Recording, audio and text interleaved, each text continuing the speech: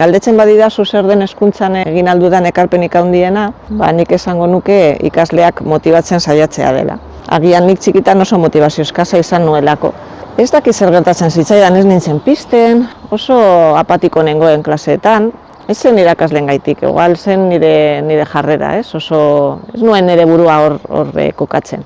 Orduan orain klase batean sartzen naizen bakoitzean, saiatzen naiz presente izaten ikasleak ez direla aspertu behar, edo ez gehiegi, behintzat. Eta, batzutan igual entzuten dut klasea bukatu da, eta oso harin pasatu zaigu, eta nik hori beti hartzen dut opari baten moduan. Egia da, bigarren hezkuntzan, irakasleok hasi garela gauza gehiago egiten, proiektuekin lan egiten, eta irakasgaien artean ere pareta batzuk apurtu dira, baina oraindik protagonismo gehiegi daukagu geletan.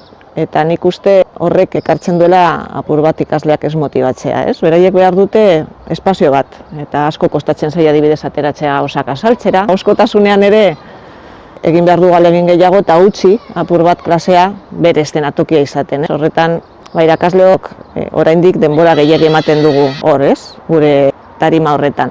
Geroago konturatu nintzen, ez zela bakarrik ikasleak entretenitzea, baizik eta laguntzea bere buruarekin konektatzen. Gaur egun, institutuak konfliktuabiak dira, egunero badaude liskarrak, gaizki ulertuak, eta askotan zerbait gertatzen denean konturatzen gara, ikasleak beraiek ere ez dakitela zer egin duten, oso deskonektatuta daude bere barne mundu horretatik, bere emozioetatik, bere bizipenetatik, eta hori askotan da, barruko gaitasun horiek ez ditugolako behar beste lantzen eskolan. Eta nik uste hori egin behar dugula. Saiatzea, konektatzen edo laguntzen, konektatzen ikaslei bere barne mundu horrekin. Badago pasadizu bat, idazle afrikar batena, Tolba Fanen, berak esaten du Afrikan, zenbait tribuetan zerbait importantea gertatzen denean herrian, adibidez emakume bat erditzen bada, herritarrak joaten dira basora, eta hor, saiatzen dira, jaio berriari bere kanta topatzen. Bere bizitza osoan lagunduko dion kanta edo abestia topatzen. Eta horrela, desbideratzen badira, edo zerbait txarto egiten badute, ez dute zigortzen. Saiatzen dira,